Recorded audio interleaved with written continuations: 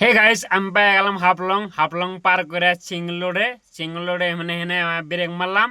তার মানে সামনে বেলে একটা গাড়ি ভাঙছে, তাই আপনারা দেখাই দিছি। এই যে আপনারা দেখেন, এই যে এই গাড়িটা।